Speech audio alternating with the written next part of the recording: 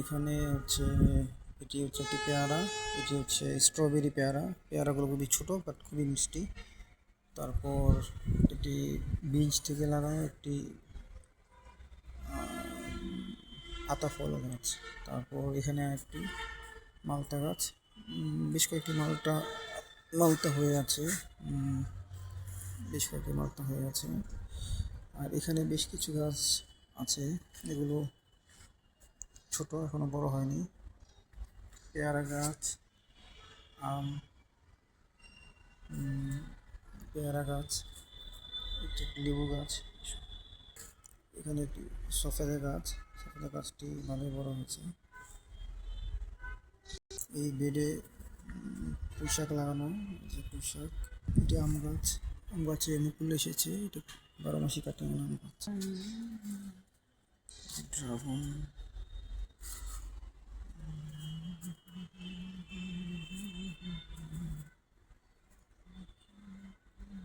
এটি হচ্ছে কামরাঙ্গা গাছ।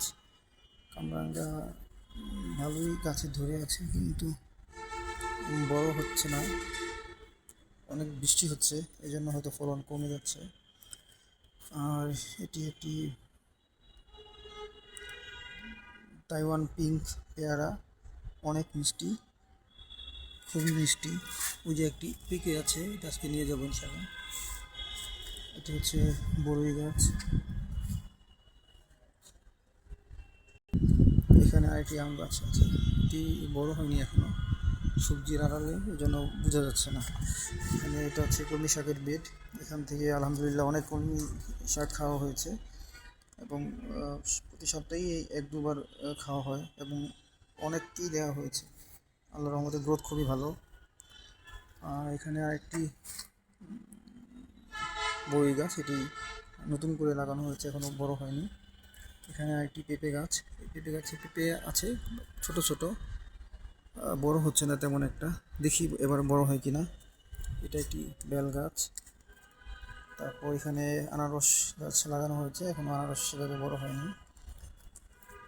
আর এখানে একটি পেঁপে গাছ, মাশাআল্লাহ অনেক ভালো পেঁপে ধরে আছে। এবং গত রমজানে প্রায় 3 মাস আগে 5টি পাকা পেঁপে খেয়েছি গাছ থেকে। আল্লাহর কাছে লাখ লাখ শুকরিয়া, যত অল্প সময়ে আবার এতগুলো পেঁপে হয়ে গেছে, এবং মাশাআল্লাহ সবগুলোই বেশ বড় সাইজের।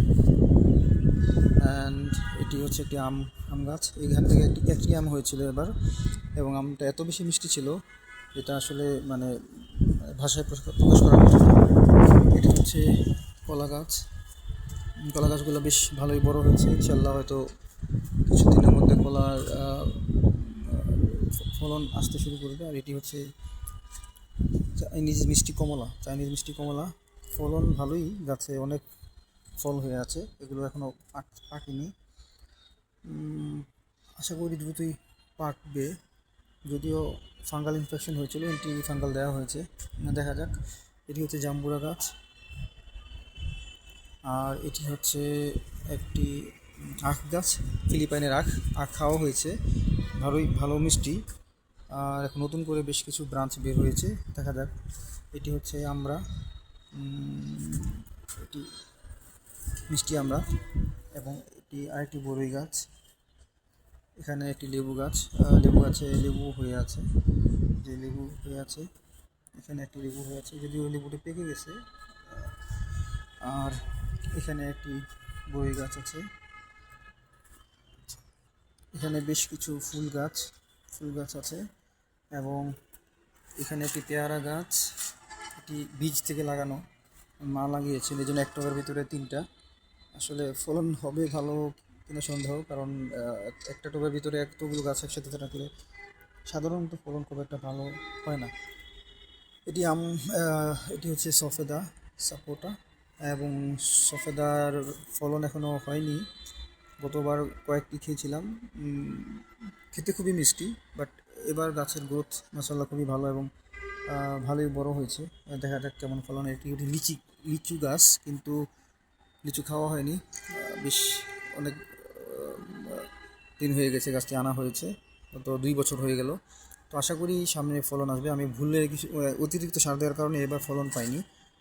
আর এটি হচ্ছে একটি মালটা গাছ, নতুন আনা হয়েছে, যেন এখনও তেমন গ্রোথ নেই। এই পাশে পাট শাকের একটা চারা লাগানো, আর এটাও একটি মালতা মালতা গাছ। এই বেডটাতে সবজি লাগানো। এখানে একটি মরিচ গাছ, আর দুটো গাছ আছে। ওই বেডটা এখনও তৈরি করিনি, ওখানে নতুন গাছ লাগাবো। আখ গাছ লাগানোর পরিকল্পনা আছে। এটা হচ্ছে একটি দেশি সফেদা, গোল সফেদা। এটাও খুবই মিষ্টি হয়। কয়েকটি ফল ধরে আছে, এখনও বড় হয়নি। আর এটা হচ্ছে একটি নিম গাছ। আর তার পাশাপাশি বৃষ্টি দেখার জন্য এটা হচ্ছে আমার বৃষ্টিবিলাস রুম। এখান থেকে বসে বৃষ্টির ভালোভাবে উপভোগ করা যায়, যদিও এখনও এটাকে পরিপূর্ণভাবে কাজ কমপ্লিট করা হয়নি। সো এই হচ্ছে আমার ছাদ বাগানের গাছের অবস্থা।